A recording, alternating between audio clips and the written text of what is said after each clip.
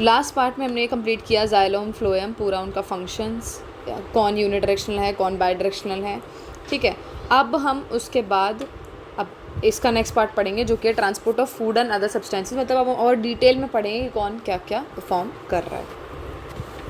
So far we have discussed the transport of water and minerals in plants. Now let us discuss how the product of metabolic processes, particularly photosynthesis, are moved from the leaves where they are formed to other parts of the plant. अब हम ये पढ़ेंगे जो हमारे leaves में जो हमारा सामान बन रहा है वो मतलब पहले हमने पढ़ा था कि वाटर को कौन ट्रांसपोर्ट कराता, तो हमने क्या पढ़ा, वेसल्स और ट्रकीड्स पढ़ा था। अब हम ये पढ़ेंगे कि जो हमारा फ्लोएम है जो फूड ट्रांसपोर्टेशन करा रहा है तो वो कैसे कैसे क्या प्रोसेस फॉलो कर रहा है। अब पढ़ते हैं। This transport of soluble products of photosynthesis is called translocation. तो वहाँ हमने पढ़ा था ट्रांसपीरेशन, उसमें क्या हो रहा था, वाटर ड्रॉपलेट्स या फिर वाटर वेपर के थ्रू पानी बाहर निकल रहा था। यहाँ पर हम पढ़ रहे हैं कि जो हमारे फूड प्रोडक्ट्स हैं सॉल्यूबल, मतलब जो पानी में घुल जाते हैं, किसके प्रोडक्ट्स हैं और फोटोसिंथेसिस के, उनको हम क्या बोल रहे हैं, उसके ट्रांसपोर्टेशन को हम बोल रहे हैं translocation. It occurs in the part of vascular tissue known as, कहाँ पर, फ्लोएम। तो फूड कहाँ पर हो रहा है, हमारा फ्लोएम में। Beside the products of photosynthesis the phloem transport, अब इन्होंने बताया किस किस को वो ट्रांसपोर्ट कर रहा है, क्या है हमारा, amino acid and other substances. These substances are specially delivered to the storage organs of root. तो स्टोरेज ऑर्गन मतलब जहाँ पर उनका मतलब जो मेन पार्ट है जहाँ से वो एनर्जी प्रोवाइड कर रहा है, मतलब कि जहाँ से राइपनिंग हो रही है। राइपनिंग का मतलब कि जब शुरू में प्लांट ग्रो, मतलब जो हमारा फ्रूट है वो जब ग्रो करना शुरू करता है तो पहले ग्रीनिश होता है फिर रेड हो जाता है। मतलब अगर हम एप्पल की बात करें तो पहले ग्रीनिश होता है एप्पल, फिर धीरे धीरे हमारा रेड हो जाता है। ऐसे ही हम किसी और फ्रूट की बात करें तो जैसे और हम ले लें जैसे हम ले सकते हैं टमाटो हो गया, एप्पल, तो जैसे टमाटो भी शुरू में थोड़ा येलोइश होके फिर ग्रीनिश होके फिर ऑरेंजिश फिर प्योर ऐसे रेड में चेंज हो जाता है। तो वो स्टोरेज ऑर्गन्स हैं। वो स्टोरेज ऑर्गन्स कहाँ हैं, वो है हमारी रूट्स में। Fruits and seeds are growing organs.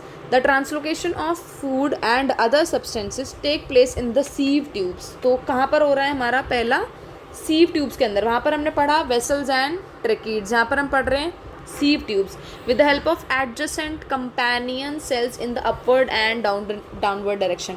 तो जब हम जाइलम पढ़ रहे थे तो हमने यूनिडायरेक्शनल पढ़ा, अब हम फ्लोएम पढ़ रहे हैं तो हम क्या पढ़ रहे हैं, बाई डायरेक्शनल, मतलब दोनों हैं।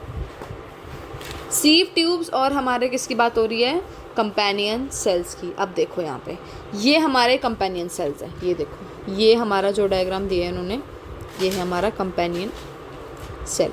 और ये जो इसके साइड में होता है एडजेसेंट ही होता है बिल्कुल, ठीक है, इसको बोल देते हैं हम, ये हो गए हमारे सीव ट्यूब्स। हाँ, कंपेनियन सेल्स और हमारा sieve tubes. Unlike transport in xylem which can be largely explained by simple physical forces, the translocation of phloem is achieved utilizing energy.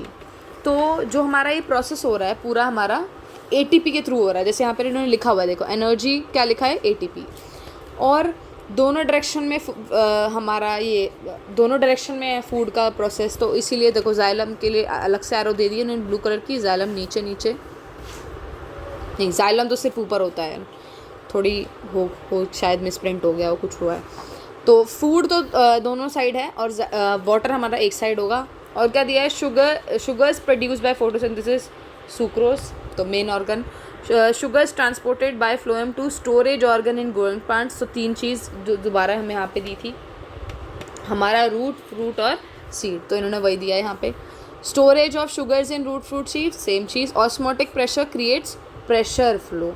और क्या दिया है, ये कंपेनियंस और सीव ट्यूब मैंने बता दिया तुम्हें, ठीक है।